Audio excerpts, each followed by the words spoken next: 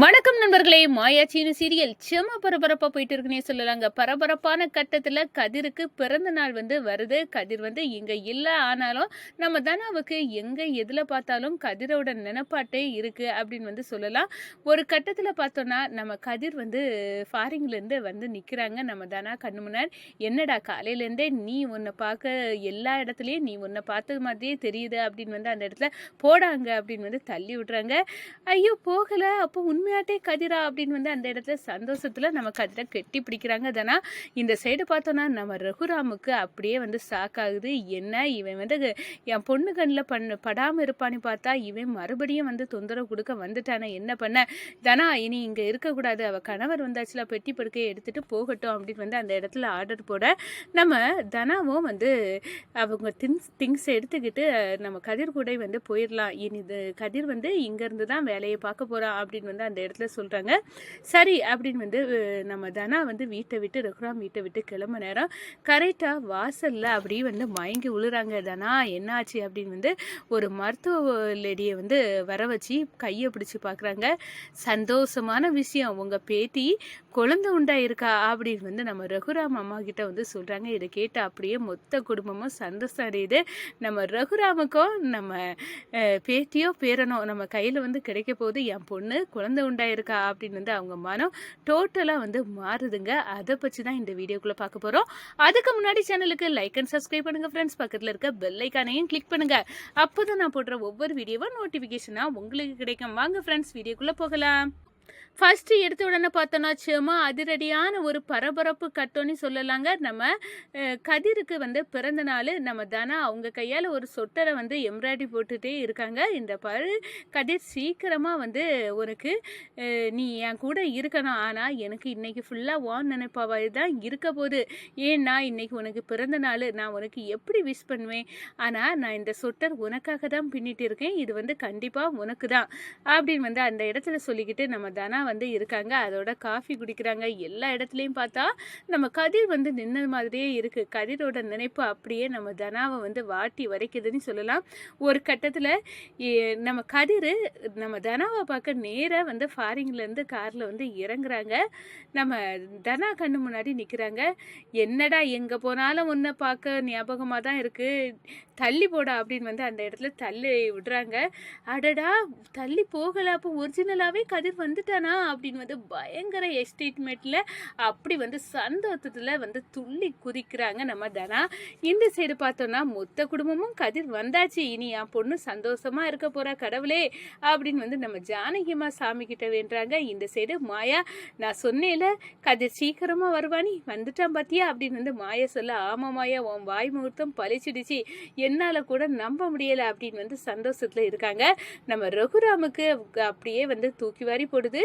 என் பொண்ணு கண்ணு முன்னாலே இவன் படக்கூடாது, என் பொண்ணு இவனை மறக்கணும் அப்படின்னு நான் நினச்சேன். ஆனால் இவன் மறுபடியும் வந்துட்டானே அப்படின்னு அந்த இடத்துல கடுப்பாகுது நம்ம ரகுராமுக்கு.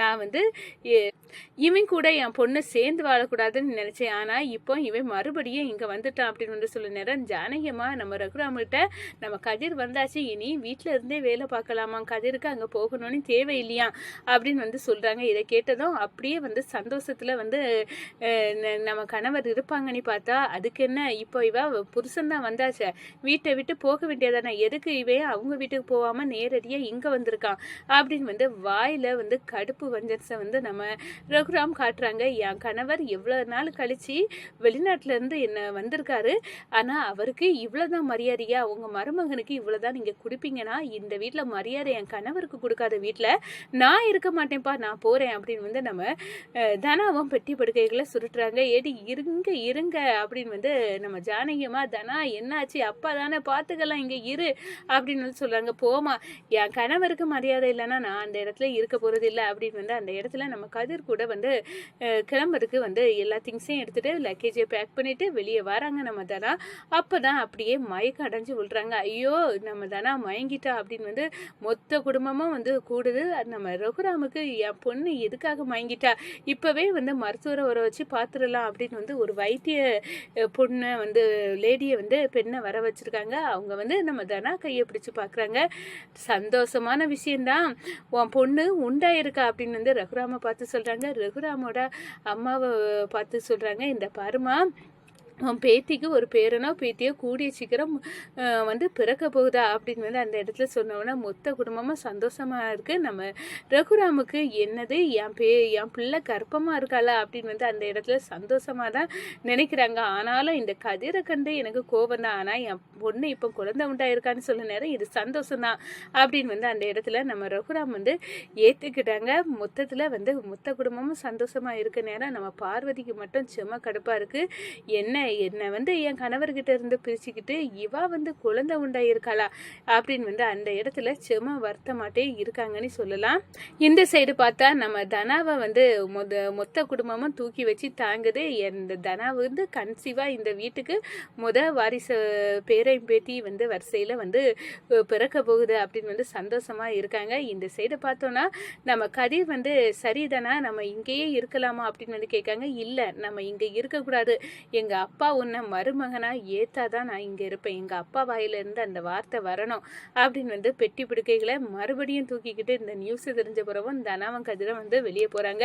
இந்த பாருங்க, நம்ம பொண்ணு குழந்தை உண்டாயிருக்கா, இதுக்கு தானே நம்ம காவல் இருந்தோம், நம்மளுக்கு கையில் கூடிய சீக்கிரம் ஒரு பேரனோ பேத்தியோ கிடைக்க போகுதுங்க. அது நம்மளுக்கு எவ்வளோ பெரிய வரும். ஆனால் நம்ம பொண்ணு தனியாக கஷ்டப்படக்கூடாதுல, நம்ம வீட்டில் வகைக்கு வாய்க்கு ருசியாட்டு சமையல் செய்து போடணும், அவள் சந்தோஷமா இருக்கணுங்க. மொத்த சொத்தம் அவளுக்கு தானே. அதுக்கு பிறகு எதுக்காக நீங்கள் வந்து அவளை இப்படி வந்து ஒதுக்குறீங்க அப்படின்னு வந்து அந்த இடத்துல கேட்கணும். எனக்கும் ஆசை இதுக்கு, நம்ம பேரன் பேத்தியே வந்து எடுக்கிறதுக்கு தானே, இங்கவே இருக்கட்டும், ஆனால் கதிர் என் கண்ணில் படக்கூடாது அப்படின்னு வந்து சொல்லதை வந்து நம்ம தானா கேட்குறாங்க. பாத்தியா, இப்போ கூட அப்பாவுக்கு மனசில் கதிரை வந்து மருமகனாக ஏற்றுக்கலை அப்படின்னு வந்து அந்த இடத்துல சொல்கிறாங்க. அப்பா எப்போ வந்து என் கணவரை மருமகனாக ஏற்காங்களோ அப்போ தான் கதிர் வந்து இந்த வீட்டுக்குள்ளே வரணும் அப்படின்னு சொல்லிட்டு, வா கதிர் நம்ம போகலாம் அப்படின்னு வந்து அந்த இடத்துல சொல்ல நேரம் நம்ம ரகுராம் ஓடி வராங்க. கதிரை வந்து கெட்டி பிடிச்சி, என்னை மன்னிச்சிரு கதிர், நான் ஒன்று தவறாக புரிஞ்சுக்கிட்டேன், வாங்க அப்படின்னு வந்து அந்த இடத்துல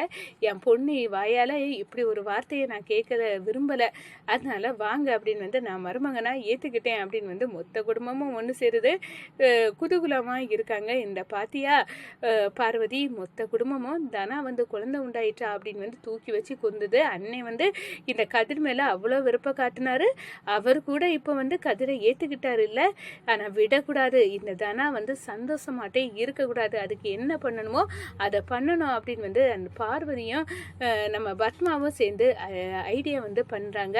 இந்த சைடு நியூஸ் வந்து நம்ம புவனேஸ்வரிக்கு வந்து கேட்குது. நம்ம தனா வந்து குழந்தை உண்டாயிருக்கா அப்படின்னு உள்ள விஷயத்தை தெரிஞ்சு அப்படியே வந்து வயிற்றுச்சல் இடையிறாங்க. என் கையை பிடிச்சி திருக்கிக்கிட்டு அவள் வந்து இப்போ குழந்தை உண்டாயிருக்கான்னு இந்த கதிரையும் வெளிநாட்டிலேருந்து வந்திருக்கான். அதோட பார்த்தோன்னா நம்ம ரகுராம் கதிரை ஏற்றுக்கிட்டானா, இது எப்படி நடந்துச்சு, இது நடக்கக்கூடாத ஒன்று, இது நம்ம கண்டிப்பாக இதெல்லாம் வந்து பார்க்கவே முடியாத அளவுக்கு நம்மளுக்கு எனக்கு கையை பிடிச்சி அத்தனை பேர் முன்னாடியும் திருக்குனவ, அவள் நல்லா இருக்கக்கூடாது, அதுக்கு என்ன பண்ணணுமோ அவள் வயிற்றுல இருக்க குழந்தைய அப்படியே வந்து நல்லபடியாக இல்லாமல் இருக்க பண்ணணும் அப்படின்னு வந்து அந்த இடத்துல கொந்தளிக்கிறாங்கங்க புவனேஸ்வரி.